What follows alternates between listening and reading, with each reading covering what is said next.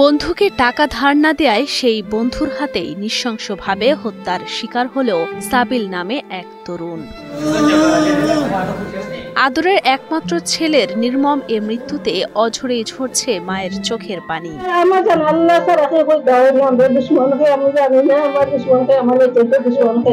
DBC নিউজের অনুসন্ধানে ঘটনার সত্যতা জানা যায়। হত্যার দায় অকপটে স্বীকার করেন সাবিলের বন্ধু শাহিন।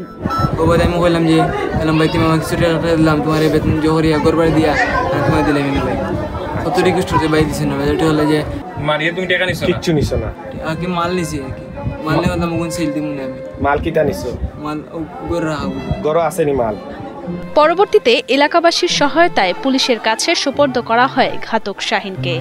তাকে নিয়ে যাওয়ার সময় ক্ষুব্ধ হয়ে পাথর ছোড়ে এলাকাবাসী। এরপর অধিকতর তদন্তের উদ্দেশ্যে ঘাতক শাহিনের বাসায় যান পুলিশের একাধিক টিম। সেখানে গিয়ে পরিবারের কাছ থেকে বেশ কিছু তথ্য ও আলামত সংগ্রহ করেন তারা।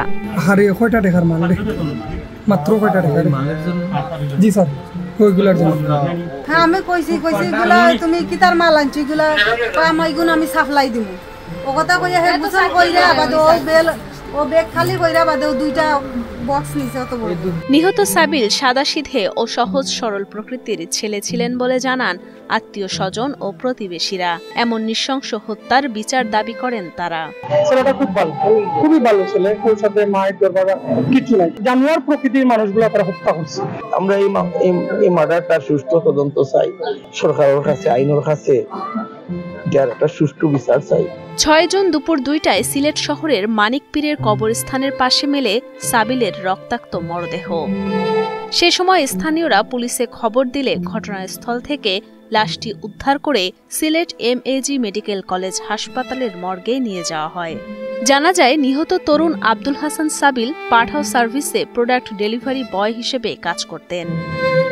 পরিবারে বাবা মা সহ ২ বোন রয়েছে তার। পরিবারের সাথে সিলেট নগরীর সাপ্লাই এলাকায় বসবাস করতেন সাবিল।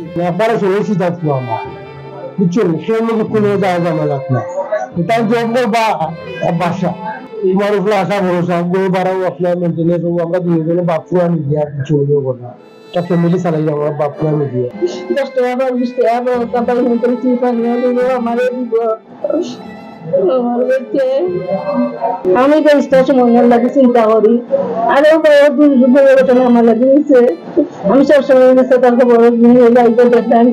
চিন্তা করি কোন সময় কোন ঘটনা হয়েছিল আর আমার ছেলে লাগে তার চিন্তা করি আমার ছেলে আমি ওটাও বিচার চাই, আমার বদলা আপনারা